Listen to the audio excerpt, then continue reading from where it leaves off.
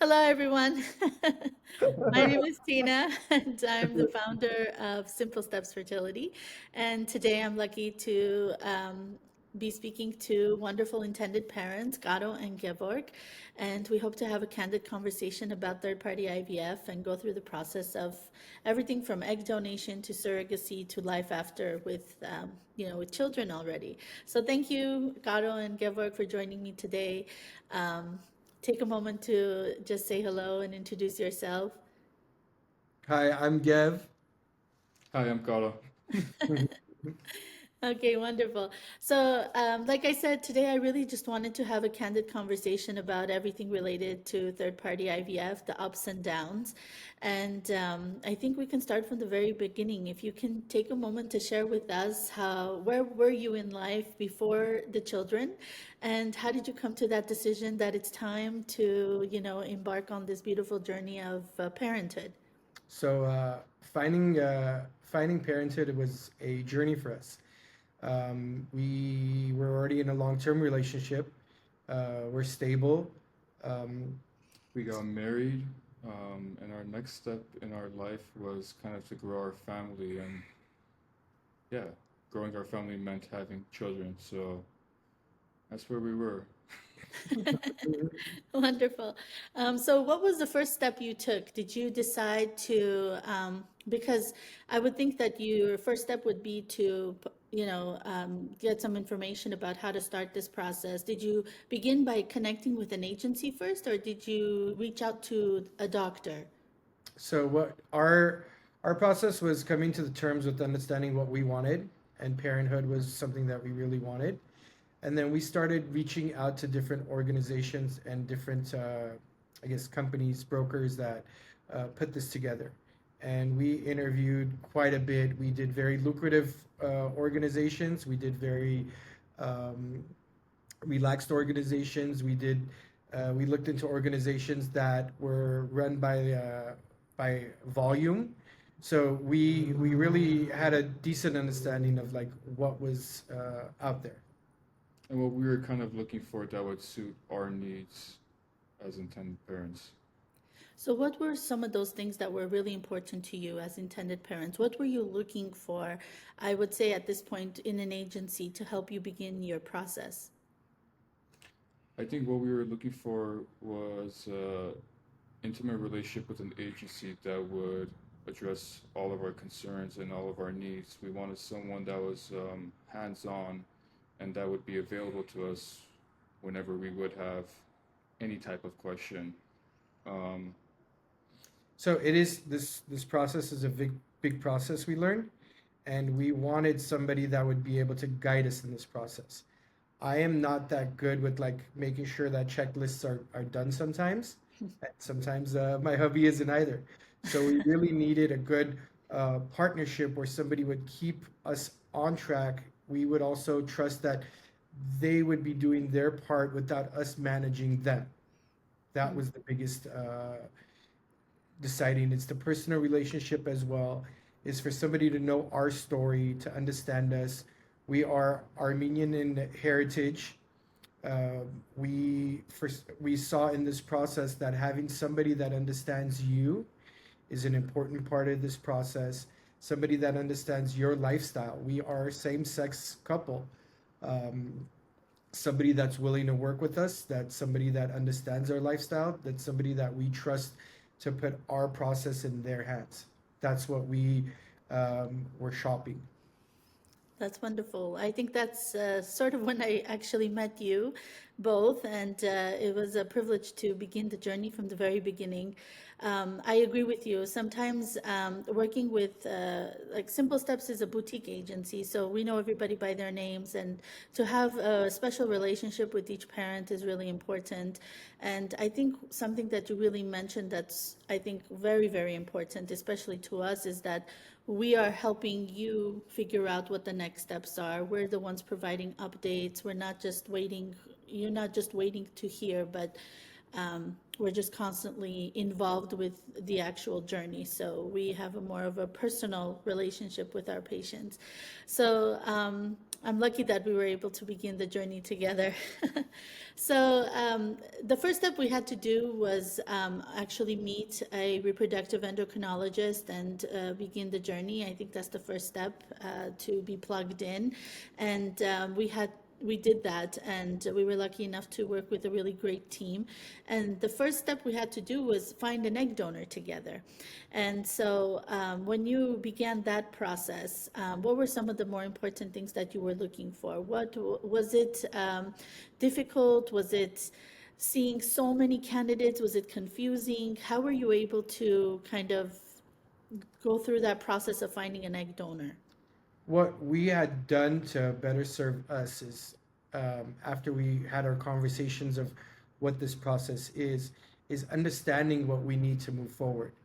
So we were concentrating on having somebody that is creative, just certain characteristics that the person held, and then we there was certain stuff. My husband was very set on good grammar and punctuations when the applications were filled out. So going through a list of donors was the process that we did, and then we did a good job of like eliminating what we didn't what we weren't looking for. We also wanted the donor to have some sort of contact with our children uh, in the future. There was some people that were not open to that, and some women that were open to that. So it was just process of elimination. Yeah, Yeah. it was quite a bit of, I guess, like profiles to go through. But once we found our donor, we kind of knew on the spot that this was going to be it. Yeah, Did when we you read the application, it was like, this is it. Oh, Yeah. yeah, that was my question. Did you feel a certain connection when you actually saw the right one? Yeah. And I think that's something that I always tell patients is, wait for that moment where you're going to feel something when you are reading a profile. You mentioned, and this is something I really wanted to discuss as well, you have a unique experience with your egg donor that you actually had the opportunity to meet her and have a relationship with her. And most families choose to have an anonymous donation, but how was that process like? Did you enjoy meeting her? Did it validate? Did whatever you saw in the profile, did it sort of come to life when you actually met her? What were some of your feelings when you met her? Um, we were extremely grateful that you were able to make it happen for us, first of all. Yeah, we know it's not very common for people to meet their egg donors. But she was exactly like her profile. She had wrote in light blue ink, and I think would that would that would define her personality. She was very light and airy. Just yeah. We had a great time connecting with her.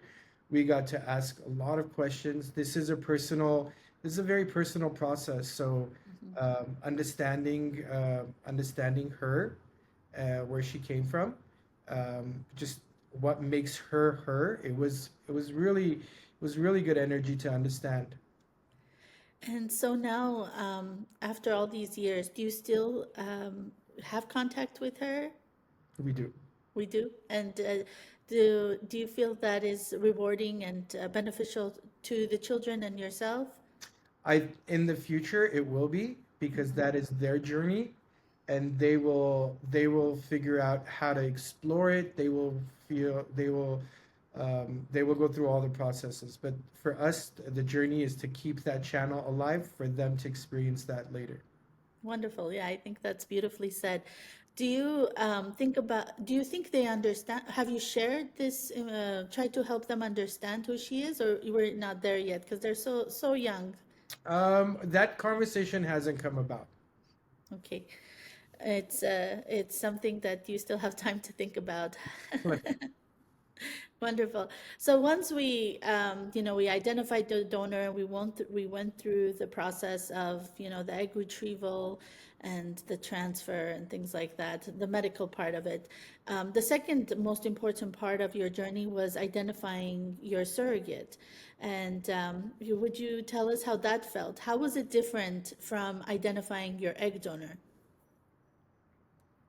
Was Mm. it different? Yeah, go So the surrogate we weren't as concerned about. The surrogate doesn't transfer anything biological. The surrogate to us is a basically an oven that keeps your child safe and till delivery. We were concerned about her nourishment, the way that she took care of her body, because that all reflects on the child. Those are the things that we were concentrating on with our surrogate is being able to, are you able to do this properly?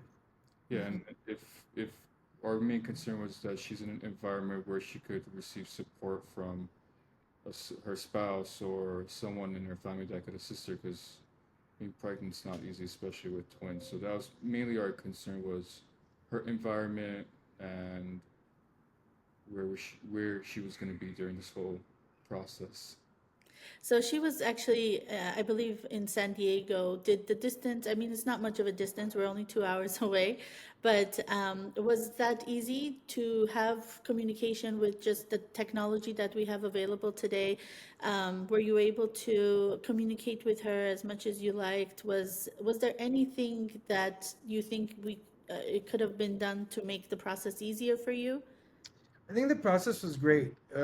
We were in this process during COVID, so we couldn't have physical contact. Yeah, we were on like um, Yeah, Zoom calls when she was doing her doctor appointments and all of that like lovely stuff. I think the process worked for us. Yeah, wonderful. So, one thing I do want to talk about is you guys had a lot of ups and downs. And before we settled on the candidate that was lucky enough to carry the children, we did have to go through a few surrogate candidates. Some didn't pass medical screening, some just weren't the right fit. This can be very difficult. How did you feel about the, things not happening perfectly and having to go through this up and down road to finding the right piece to the puzzle?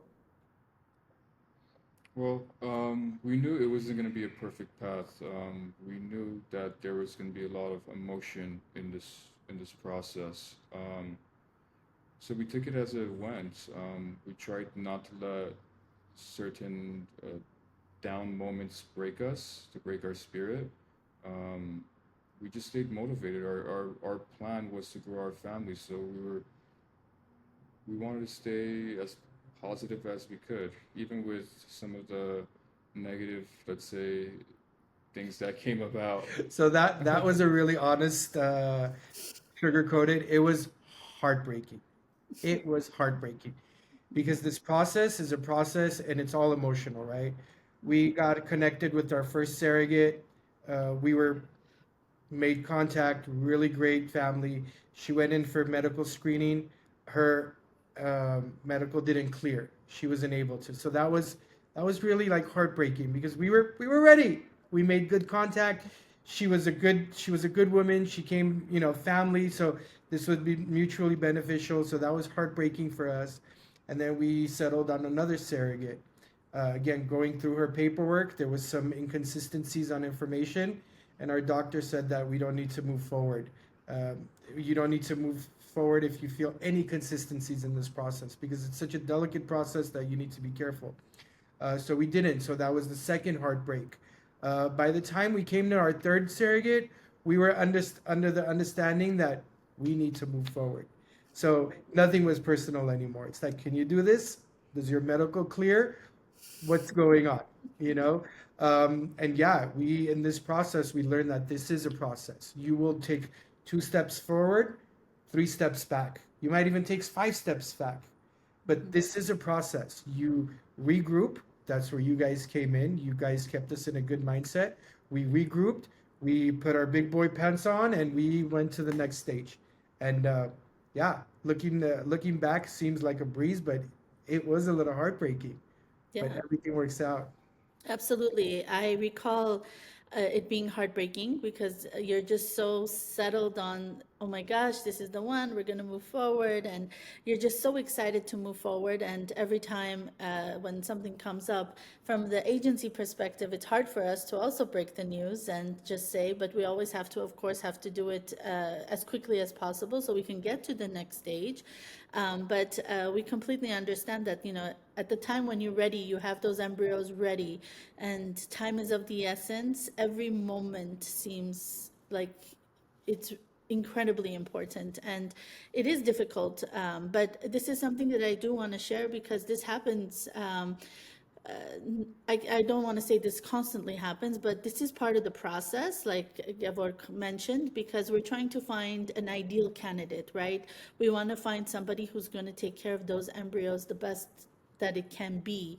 So finding a human with the least amount of issues, and also, having a relationship with the person, making sure you have chemistry with the person, that they share your values, they align with certain things. So it is a process, but once you find the right surrogate to move forward with, I think that relationship is a really beautiful one, and it's and you have 9 months to kind of get to know each other, and hopefully by the time the baby comes, you're part of each other's family at that point. Um, so I want to kind of talk about the next step. So you got pregnant. You were very lucky. You got pregnant with twins. How was that news? Did you want that? Was this something that made you, were you scared, or was this just super exciting? How did you feel when you found out there was two? That's what our goal was. We wanted to have twins, transfer two embryos. Yeah. We were extremely fortunate that we were pregnant on our first transfer. Um, but yeah, when we first got the news, I didn't want to get my hopes up in a way. I'm like, are we sure we're pregnant? Um, so yeah, I We're very excited. That's what we planned. And yeah, all along it was like sometimes it felt too good to be true. That two separate embryos, one his embryo, one my embryo, one surrogate, and they both took, and her body nourished them. So yeah, we were very blessed in this process. Yeah. And, she did really well. She tried to do her very best, and everything looked really great. But I know we had that phone call where we had to all rush to the hospital. And we did have preemies, and it's very difficult to get that phone call. How did you feel at that moment? That must be a very scary, scary conversation to have. So I got the phone call, and they were born at 26 weeks. So they're micro preemies. Um, and it was a shock because we were not ready yet. The room wasn't ready. Nothing was ready yet. We weren't fully ready yet. We still thought we had some time. So it was a quick phone call to my husband and like, hey, we gotta make it to Southern California right away. You know, down south. Yeah. And you rush there. I mean, I remember rushing there myself. Some of the things that I want to mention is, when you have preemies come this early, you have to think about something called the pre-birth order, which is the legal documents that give you legal rights immediately once the babies are born. So we had to quickly get that, and we were very lucky to be working with the attorneys that were able to get that done very quickly as an urgent matter. And when we got to the hospital, um, it was just sort of like a waiting game. We had to kind of sit around and wait. How was it when you actually went in and saw, and what was the first news that you got once you got there? Oh boy. So sorry. Yeah, We were let in, but also told that they might not survive the night. yeah, So that was the impression that was not the impression that's, and then from there it was like, well, what can we do? Because they were so tiny, we couldn't really hold them, we couldn't do really much, but besides like touch them and let them have our scent. Yeah, and you guys did amazing. I mean, uh, you lived in Los Angeles and you kind of just moved to San Diego to be with them and to help them and feed them and be with them and help them grow. It was just incredible to see two people. I think they made it, and if you look at them now, you would never think they were so tiny. They're like these super smart, beautiful babies, uh, and but it must be so difficult. How did you decide to move there? If you can just share your experience with us. So when we got there, um, I think we were like shell shocked of what's happening. So when we got there, my one of my first questions is like, do we just come back and pick them up when they're ready? Like we no idea Yeah. what What to this do? is. And the nurse pulled us aside and said, their uh, their achievements is 100% correlated to like your involvement. So if you are part of this process, they will do well. Um, that's all it took for us to overnight. Like we have to be there. Yeah, we didn't really, neither one of us really had any contact with newborns, and I think because we were at the 6 month mark, we were both like, oh, well, we still have some time. We're getting some advice from friends, so it was one of those things where I don't know many people who have had preemies. So when we got to the hospital, and it was follow exactly what the doctor says, and we stayed there overnight, and we basically moved there. We didn't even go back to Los Angeles. I think it was like till a week after, and that was just to check in, and we came back the same day. um, yeah, we wanted to be there. We wanted to make sure that our little babies made it out. And they did, and they're super, super healthy now. And, we're so lucky to have that. So looking back, you went through the egg donation process. It was really important to make sure that you picked the right donor because, like you said, the DNA was going to be passed down. And that is why, being very careful with choosing the right egg donor is so important. And then you had to do all of the IVF and all of the blood tests and going back and forth. And then you had to pick a surrogate. You had to go through the ups and downs of medical screening and then finally having a surrogate. And and then having the children and having it in such a difficult scenario, thank God we have positive results at the end. But now that you've been through this whirlwind, what advice would you give to intended parents who are beginning their journey? I think a lot of times intended parents don't really know what to expect, and the reason why I love having this conversation with both of you is because regardless of the ups and downs, you made the best of every moment and you kind of endured the difficulties that came along. And hopefully, difficulties are not there, but if they are there, what kind of advice would you give intended parents who are looking to begin this journey? For me, it's connect with an organization like yourself that is going to be there.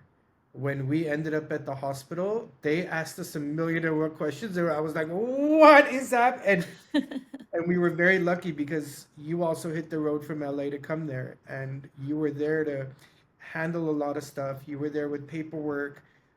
I think these are the important parts in this process. Is when things start rolling, is someone going to be there? You know, um, so yeah, we were very happy at the end of the day that we picked your organization to do this with. Um, you were there. Um, you, when our hands needed to be held, it was held. You were part of the building process. You were part of hospital paperwork, like conversations. You were part of how just to make things done, get done. So that was very appreciated.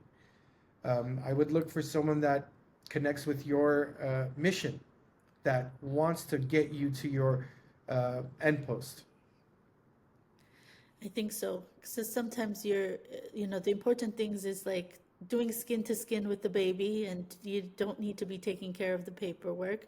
The Yeah. right people Yeah. should be there to kind of let you do the important stuff while, all the other stuff can be taken care of by the professionals. Um, so how are the children now? What are they doing? How is it being a parent post all of this? What are you guys doing now? Well, they start preschool in a couple of weeks, so that's a huge milestone for us. Yeah, they're growing up. Every day they look a little different. They develop. There's something new about them every day. So it's been an extremely rewarding process watching the kiddos grow up. One of the things before I was a parent, I would hear people say, "This is a good stage. That's a good stage. That's a good stage." What we have realized that every one of those stages that these kids go through is a beautiful stage. We've been really having a good time with fatherhood, watching these babies grow and learn how to process and have conversations with you and try to manipulate you in the way that it's such a beautiful process of them becoming like um, you Little know humans. little Yeah. humans, and we're blessed to be part of their journey as well. Do you ever stop and think like, wow, what they were at like 26 weeks when they were like barely, little tiny alien looking little babies to they're like really beautiful babies you have. it the being born premature Mm, was a little bit of a blessing in disguise because I had the opportunity, my husband had the opportunity to connect with our children in such a different way. I trained my child how to like suckle and feed, and we were sitting there and holding them, and if their heart stopped working, we would have to tickle them and wake them up. So, we bonded in a way that other parents don't get to bond. So it was, yeah, I kept my little baby alive, and when his heart monitor would go off that it's not working, tickle his feet and he's back. So it's it's amazing. Yeah, we spent 136 days in the hospital with them in the NICU, so it felt like we almost got a crash course on how to be new parents. We were surrounded by an amazing staff of nurses and doctors at the hospital that they were at, and yeah, extremely grateful for every step of this process. What do you guys think? You would want to have more children? It's a conversation we had the other day. I don't think I we're don't think so. Um, Yeah, they're think so smart. yeah, I think two of them require quite a bit of attention, and we'd rather focus on them than complicate things with I think with that's fair. kids. no more Yeah. kids. Sorry. I Two. mean, I do want to say when I remember a distinct conversation when Gevork called me and said, "Hey, maybe we might want to have four." So Yeah. at the time it was an amazing idea. If the first two came on schedule, we would have probably had two more and had four kids at the same time. But yeah, you live and learn, and sometimes the universe has to send your kids at 26 weeks to tell you, no, no, no, you only need two kids. After they were born, I mean, we both reevaluated our careers. We reevaluated a lot of things, and we do have The amount of time that you need yeah. to raise kids is tremendous. So sometimes you don't have a realistic idea of how much time is and dedication is needed. Yeah, absolutely. And I mean, you guys are doing such an amazing job, so that's wonderful.